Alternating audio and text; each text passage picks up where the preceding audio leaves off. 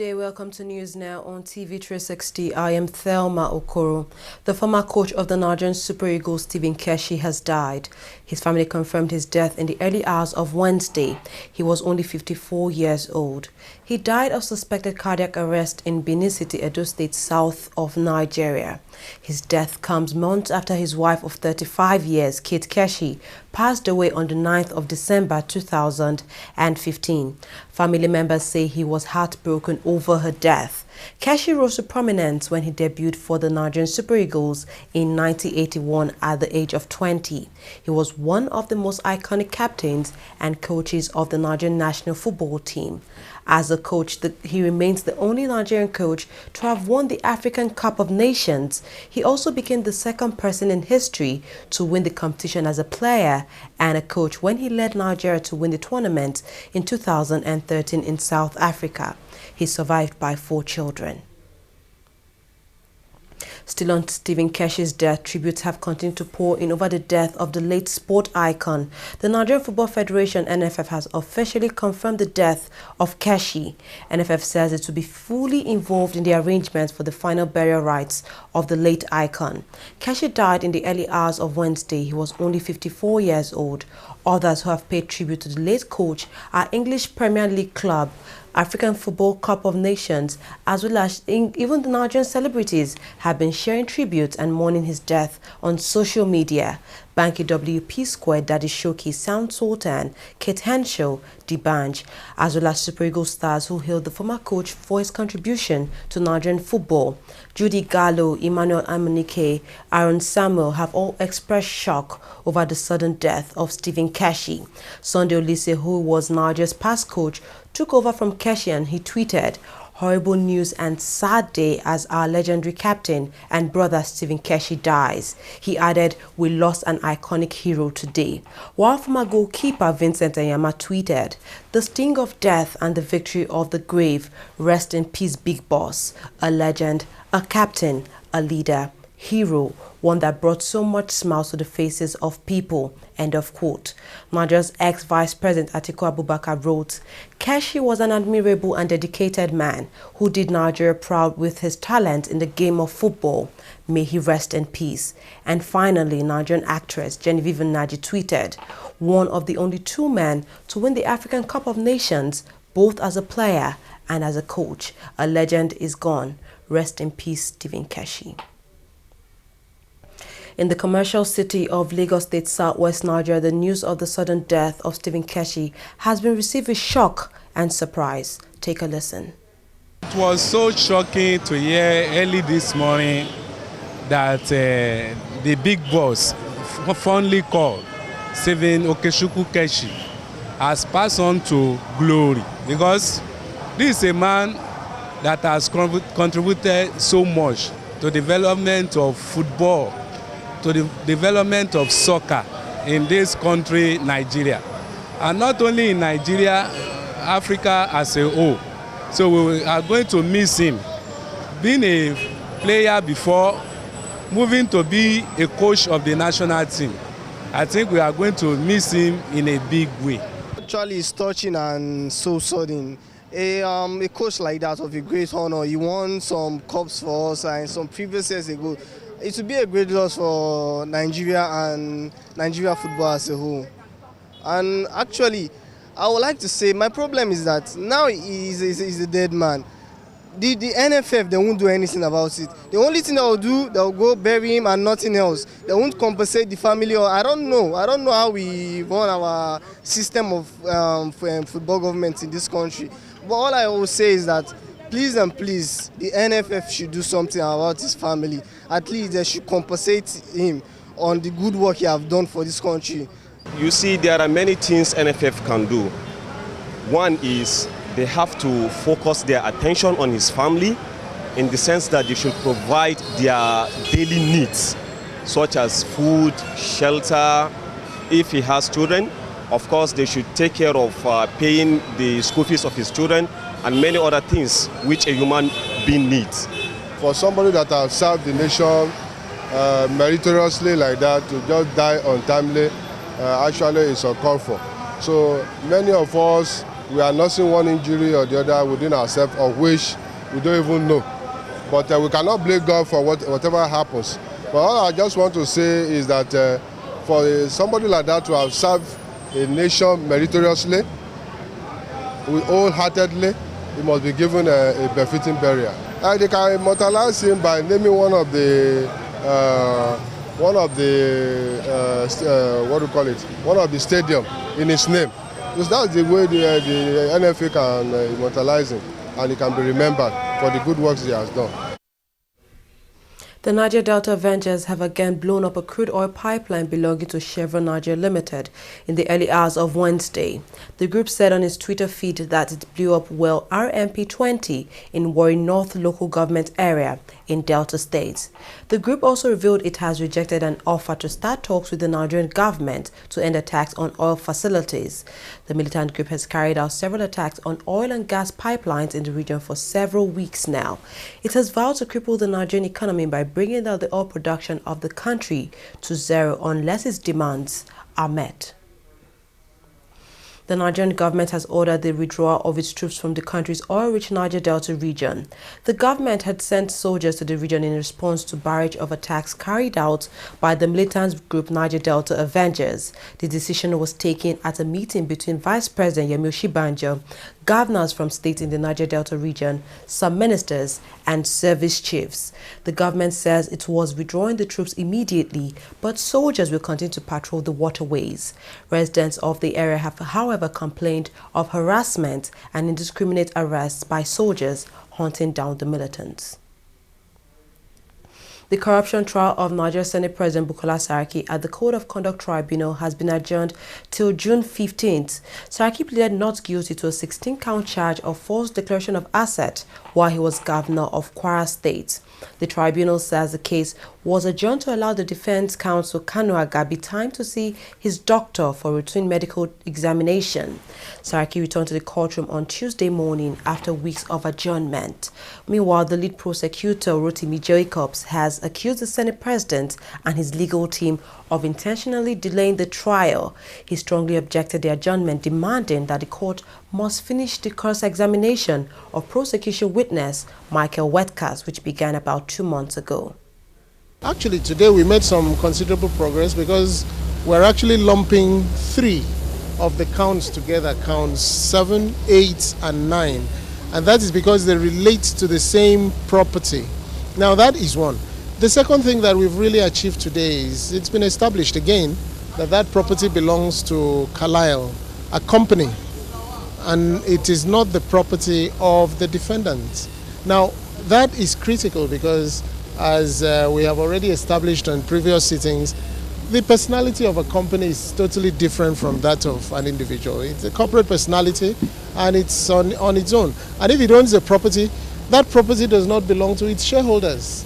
So even if the defendant is a shareholder in any company, the property that that company owns does not belong to the defendant. I'm concerned that a letter can be written to the tribunal that they were not going to sit, they were not going to appear tomorrow, Wednesday, and Thursday that was originally scheduled to the case was scheduled, and there was no copy with that letter. I got to know about this only when the tribunal was about to adjourn. I think that is not fair to us. They were not fair to us in not letting us to at least to know that this is what they are going to do. And I keep on saying that all these are deliberate attempts to frustrate this case and buy a lot of time. So I heard him talking to you that the company is a different company and that we are losing ground. Why are we losing ground? We disclosed this from day one. When you knew that we are investigating you, you declared this property only in 2015 as belonging to you. You disclosed some of them in 2007 as belonging to you. This company, you mentioned that the company, you are having controlling shares of those companies, and yet you are denying now that you don't have, those company does not belong to you. So all this shows that the antics that is trying to play out. And at the end of the day, everybody will see that there is no basis for all this. There is no basis for this cross-examination. There is no basis for all the questions they have been asking, because these questions are not relevant. Did they declare this asset? He did not declare this. What did he declare? These are the issues. It's not the ownership of a company. What you have to declare is not only your own property. You have to declare the property you have in the name of other nominees. So that is what they don't know. The declaration of asset does not, even the asset of your wife, you must disclose it. So, and your children, you have to disclose those assets. So you can't incorporate a company and put property in those companies and say, no, I will only declare it's convenient for me. He declares some in the name of those companies and refuse to declare the other. And you are now saying that the companies are different. So it's a total deceit. The National Association of Resident Doctors of Nigeria, NAD, said they will begin a nationwide strike on Thursday, June 9th. National President of the body, Mohammed Askira, revealed this to journalists in Kano State. Just last month, the resident doctors had embarked on a 5-day warning strike, accusing the government of failing to meet their demands. The doctors say the Nigerian government is yet to pay some of the resident doctors their monthly salaries. The Nigerian Bar Association (NBA) has charged its members to be professional in carrying out their duties in a bid to amend the battered image of the legal profession. At its annual Law Week conference in Abuja, the nation's capital, senior legal practitioners urged members of the bar to lead the charge against corrupt practices and indiscipline. Also at the event, the Inspector General of Police Force, Solomon Arase, who restated his resolve to reinvent the legal department of the Nigerian Police Force. The challenges facing the profession are huge. Make no pretenses about that. An instance is what I refer to as a fallout of the demographics of the legal profession. Under this head, thousands of lawyers are qualified each year to practice law. With this massive influx is the associated challenge of enforcing standards and maintaining discipline. From my observatory position, it is easy to see a decline in standards in the area of advocacy and ethics. This, certainly, the judiciary cannot claim insulation as well. A high standard of ethical conduct is essential to succeed both locally and globally. The legal profession everywhere in the world is built on the bedrock of honesty, integrity, and dedication. The lawyer in all aspects of his life is supposed to be an embodiment of high moral value, discipline, and is considered a distinguished an honorable member of the society. They have always been a partner in whatever the police has been doing. I have tried since I became the Inspector General of Police a year ago to try to reinvent the legal department of the Nigerian Police Force.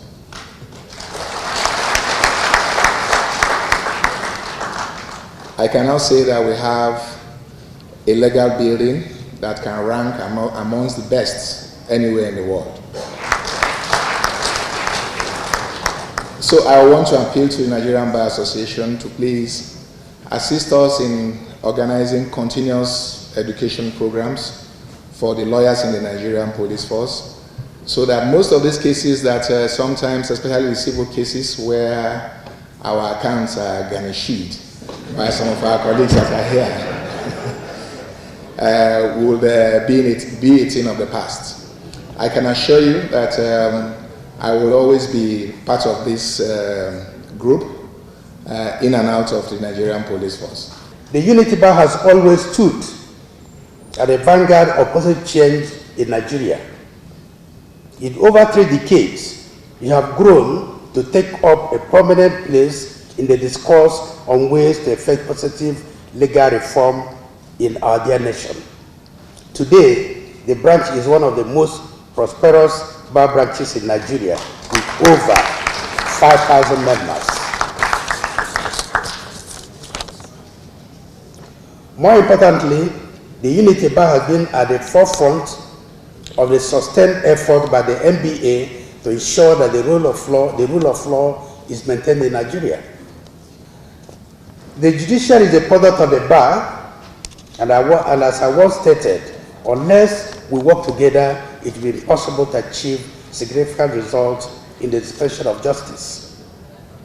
As an African proverb states, if we walk alone, we may go fast, but if we work together, we will go far. However, the legal profession is currently at risk of stagnation, especially when we put personal interests before our obligations to the rule of law and justice.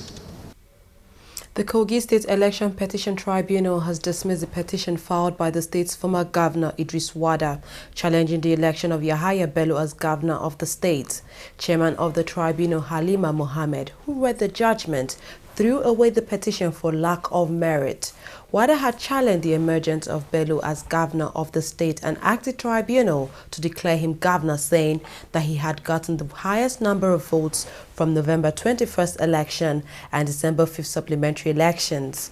Wada argued that Bello only polled 6,805 votes in the December 5th supplementary election and could not possibly inherit the 240,867 votes polled by the original candidate of the All Progressives Congress in the November 21st election, which is the late Prince Abubakar Audu.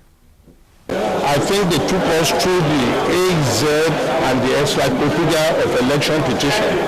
This is a very noble election case. And you know, for them to have gone to this extent, I think they are making a landmark in the history of election petition. It's a very good one. And like I said, politicians should learn to accept victory, because there wouldn't have been any need to institute this petition. The only crux of their complaint is that electoral votes are not heritable by candidates of the party who are substituted. And ably, the tribunal demonstrated with cogent and convincing legal authorities and law that election votes cast at election are for the parties and not for candidates, because on the ballot paper it's only the insignia of the parties that are contained therein. So it is after the party must have won an election that his candidate is entitled to be declared in that election. I refer to this matter as a ladder with 3 rungs. So we have just been through the first rung, there's a second rung of the ladder, and a third rung of the ladder. And by this I mean, of course, the Court of Appeal is there, and the Supreme Court is there. There are so many issues that have to be tested at the Court of Appeal and possibly at the Supreme Court. I just give you 1 or 2 examples. I'll tell you, who nominates a running mate? Yes, if you say, okay, the governorship candidate was sponsored by the party, the Constitution is very clear that the running mate is nominated by the candidate. Abubakar Audu nominated James Faleke, so you can no longer say that Alhaji Bello nominated James Faleke. So it is very, very wrong in law to hold that against the consent of an individual.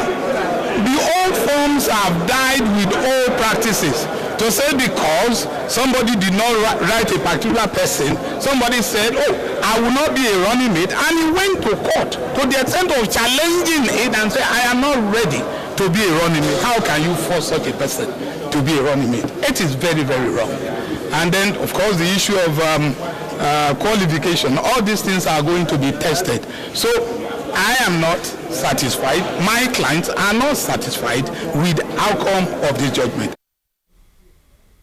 The Independent National Electoral Commission (INEC) says has received 32 applications from various associations for registration as political parties. The commission in its daily bulletin quoted INEC chairman Professor Mahmood Yakubu as disclosing this during the second quarterly consultative meeting with the chairmen and secretaries of registered political parties in Nigeria. Yakubu said the applications were being processed, assured political parties that the commission remained committed to the opening up of the democratic space in line with the electoral law and guidelines. APC governorship aspirant Chris Ogiemwoyi has accused a member of the House of Representatives and the party's top candidate, Godwin Obaseki, of electoral fraud. Speaking through his campaign director, Akemokwe Lukman, he said some party lawmakers have started paying 10,000 naira to collect the permanent voters' cards of delegates.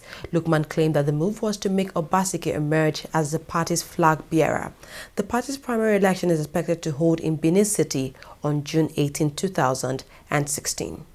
Yesterday, on my way to Abuja, I was inundated with calls that PVCs are being bought, that a honorable member of House of Rep, Honorable Felix Shuaibu, has invited all the delegates to his house. And he has instructed that when they are coming, they should come with their PVC cards to give them to him in exchange for 10,000 naira each. I drove. When I reached out here, I made a detour. I drove straight to his house. Behold, the whole delegates were there in his house. And I asked a couple of the delegates there. They said, yes, this is what they asked them to bring. And they are giving them 10,000. In attendance is Senator Francis Alimikena, the senator representing Edo Senatorial District. In attendance was Honorable Felix Shuaibu, representing Itsako Federal Constituency. In attendance is Godwin Obaseki, one of the aspirants.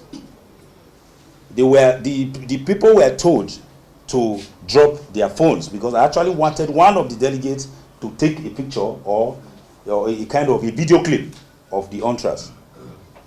In doing that, I left the place because if I had to challenge the process there, I was not secured. I didn't have security with me around that environment. So I came straight to Abuja. Now, in the evening of the day, when they told me that they are finished, in the evening, I called Senator Francis Alimikena. I spent 1 hour on the phone with him. And I asked him, why on earth will you, a distinguished senator, be in a meeting where people's voting rights, the PVC, are being requested to be brought in exchange for 10,000? Senator Alimikena denied. He said, Lukman, I was in the meeting, but I am not part and parcel of collection of PVC. He knows it is wrong. He knows that it is a crime. So he left the place. Whatever they now did afterwards, he was no part of it. And as I'm speaking to you now, we have tracked data of people whose PVCs have already been collected. So it is not something that we have to deny. It is not something that we have to say it was a lie. It is something that, in fact, if not because of respect, when I met the Felix Shuaibu and Godwin Obaseki just now in the office of the organizing secretary, by my nature, I would challenge him there. I'm sure the Edo House of Assembly never sat. Edo House of Assembly today never sat. Led by the speaker to accompany an aspirant. What a dismal performance of the Edo House of Assembly, led by the speaker of the House. We are raping democracy. People, we pay them people's tax. Are they supposed to be here with an aspirant? People who are supposed to be neutral, party leadership. Now you see a speaker shamelessly, shamefully, dismal performance, disgraceful, unacceptable, wicked, to come and live in Benin, flying business class with all members of the House at our money to come and be supporting one candidate, one aspirant. Shameful. Barely a week after the Board of Trustees of the People's Democratic Party took over the leadership of the party, it has handed over to a caretaker committee. The committee at the helms of affairs of Nigeria's main opposition party is led by former Governor Ahmed Makafi. McCarthy will now run the affairs of the PDP till a national convention is held to select principal officers. The PDP has been embroiled in a series of leadership crises. The party is Nigeria's biggest opposition party and was defeated in 2015 after holding power for 16 years. We'll take a short break now. When we come back, we'll look at more news stories. Please don't go away.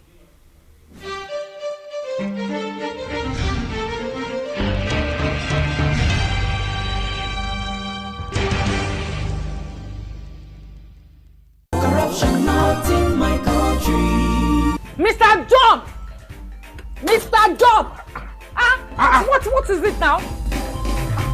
What is it now? Please turn down the volume of your music. It's too loud. And how is that your business? It is disturbing me. I can't sleep. And the same way you are disturbing my right to good music and where I enjoy it. Eh? What's wrong with you? Is there another person complaining? Maybe we thought that you have lost your mind. Are you having a party? I'm just respecting you, sir. You remember I paid my husband too. You will not understand why we are complaining because you do not care about other people except yourself. Look, the transformation we need in this country begins in this compound. Yes, now. From you and I. This your selfishness is an offshoot of corruption. And corruption not in my country. Oh, you know, go to your bank.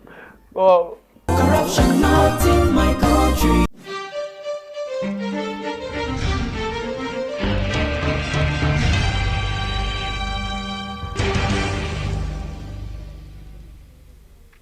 Welcome back. You are watching TV360 News now. Nigeria's federal government has threatened to revoke licenses of banks and telecommunication companies which fail to comply with its order to suspend retrenchment. The country's Minister of Labour and Employment, Chris Ngige, issued the warning at the 105th session of the International Labour Congress in Geneva, Switzerland. Ngige expressed shock that the directive was violated. But Sky Bank had on Monday laid off 175 workers, while EcoBank had also sacked 1,000 staff last week. The current economic situation in the country has led to a massive job loss. Nigeria's Naira eased 1.1% on the parallel market on Tuesday. The Naira was quoted at 361 to the dollar on the parallel market, lower than 357 on Monday, driven by dollar scarcity. Traders say dollar demand has increased due to uncertainty around CBN's foreign exchange policy. The Central Bank of Nigeria has said it would abandon its Naira peg rate to the dollar and introduce a flexible currency regime, although it is yet to reveal how the policy will work. Oil prices jumped to their highest level in 8 months on Wednesday, rising for a third consecutive session. Supply disruptions in Nigeria and strong Chinese demand data have helped sustain oil prices. There was also a larger than expected drop in U.S. crude inventories on Tuesday. Brent crude futures rose to the highest level since last October at $52.24 per barrel, while U.S. crude futures were up 65 cents at $51.01 per barrel. Supply disruptions caused by a string of attacks by the Niger Delta Avengers militant group in Nigeria have brought the oil exporters' production to its lowest level in 20 years. An Egypt airplane that was forced to land in Uzbekistan due to a hoax bomb threat has been cleared to resume its journey. The plane was flying from Cairo to Beijing when it landed. All 118 passengers and 17 crew members on board were evacuated at the Uganj International Airport. The aircraft was searched by Uzbek security forces, but no explosive device was found. This is according to Egyptian officials. 3 weeks ago, an Egypt Air flight from Paris to Cairo carrying 66 people crashed into the Mediterranean Sea. The cause of the crash remains a mystery. Hillary Clinton has thanked her supporters for helping her reach a historic moment for women, the U.S. Democratic nomination for president. A former senator and U.S. Secretary of State, Clinton would be the first woman to ever be the presidential candidate of a major political party in the country's 239-year history. Hours later, she won the California Democratic Party primary, further cementing her hold of the nomination ticket. In all, she won 4 of the 6 states voting in primaries on Tuesday, also taking New Jersey, South Dakota, and New Mexico.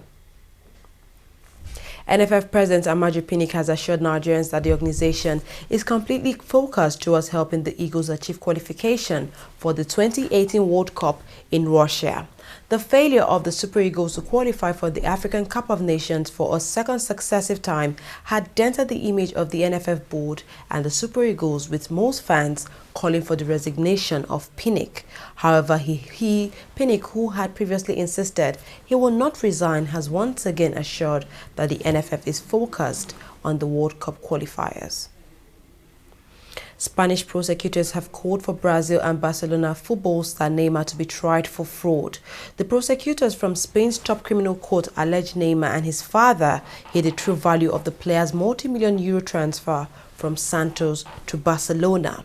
Barcelona said it paid 57 million euros for Neymar in 2013, with the player's parents receiving 40 million euros and his former team club, Santos, receiving 17 million euros. However, investigators say the fee was closer to 83 million euros and Barcelona concealed part of the deal. The club has since denied any wrongdoing. Well, that's all we have for now on News Now. Thank you very much for watching. I am Thelma Okoro.